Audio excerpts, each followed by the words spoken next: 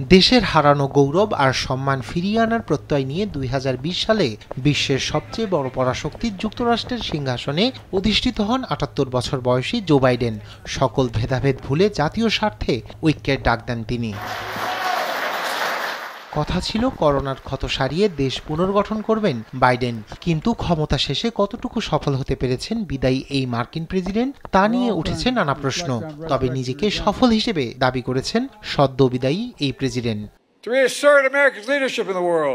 আমরা আমাদের ইতিহাসে সবচেয়ে কঠিন সময়ের মধ্যে হোয়াইট হাউসে প্রবেশ করি। আমরা মহামারীকে পরাজিত করে দ্রুতই উন্নয়নের পথে এগিয়ে যেতে পেরেছি। বর্ণবাদের অবসান ঘটিয়ে জাতিগত সমতাকে পুঁজি করে এগিয়ে গেছে যুক্তরাষ্ট্র। আমাদের তীব্র প্রচেষ্টায় ইসরায়েল ও হামাসের মধ্যে যুদ্ধের অবসান ঘটানো সম্ভব হয়েছে।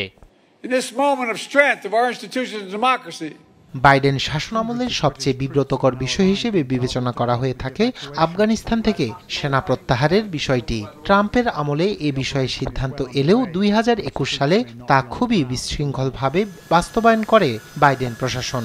মূলত এর রেস ধরেই কমতে থাকে জো বাইডেনের জনপ্রিয়তা। ভাটা পড়তে থাকা এই জনপ্রিয়তায় শেষ পেরেক ঠুকে দেয় রাশিয়া ইউক্রেন যুদ্ধ।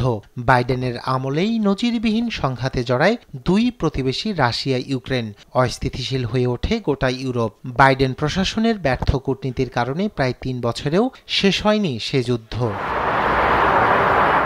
একই চিত্র মধ্যপ্রাচ্যেও। ২০২৩ সালে শুরু হওয়া গাজায় ইসরায়েলি আগ্রাসনের জেরে তলানিতে গিয়ে ঠেকে জো বাইডেনের জনপ্রিয়তা। তবুও ইসরায়েলের আত্মরক্ষার অধিকারের নামে নিরীহ ফিলিস্তিনিদের ওপর চালানো হত্যাযজ্ঞের বৈধতা দিয়ে গেছে বাইডেন প্রশাসন।